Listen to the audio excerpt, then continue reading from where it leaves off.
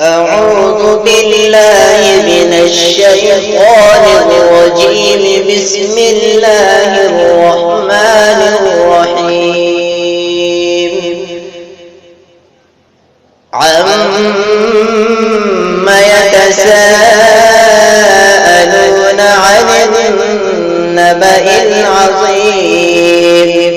الذي هم فيه مختلفون. كلا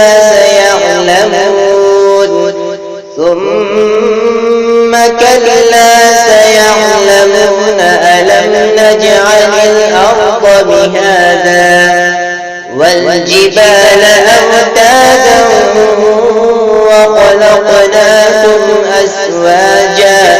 وجعلنا نومكم سباتا وجعلنا الليل لباسا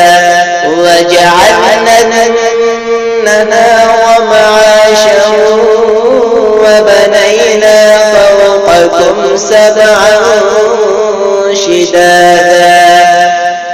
وجعلنا سراجا وهاجا وأنزلنا من المعصرات ماء ثجاجا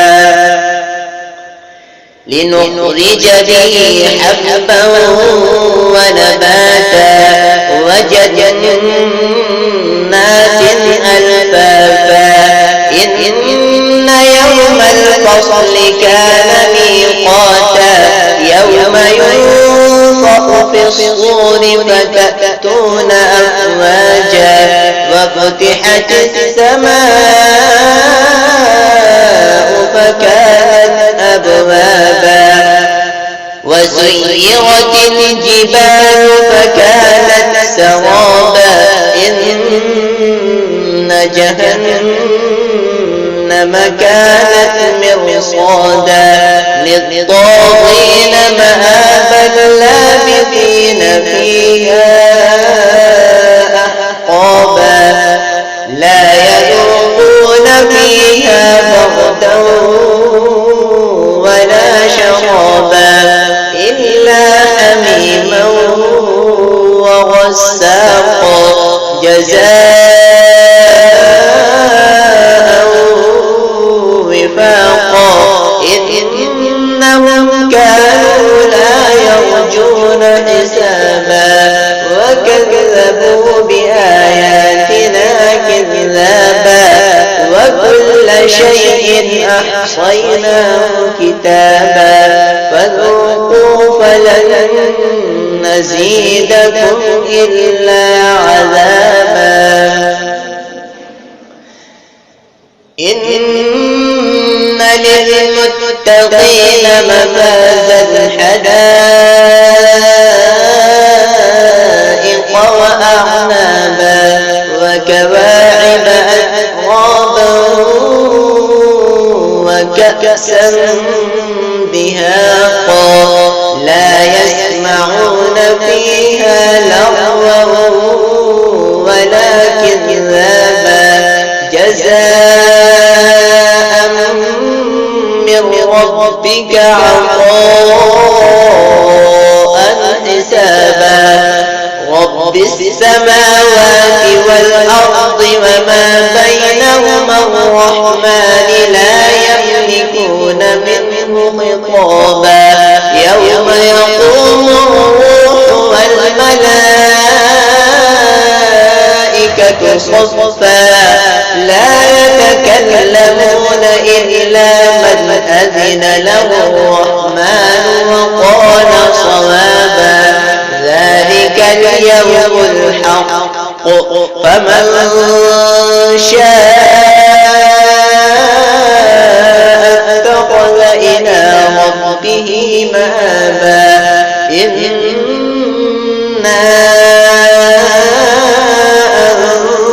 أنذرناكم عذابا قريبا يوم ينظر المرء ما قدمت يداه ويقول الكافر يا ليتني كنت ترابا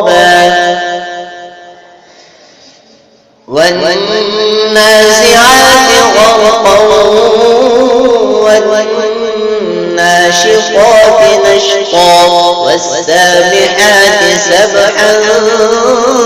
فالسابقات سبقا فالمدبرات أمرا يوم ترجف الراجفة تتبعها الرادفة قلوب يومئذ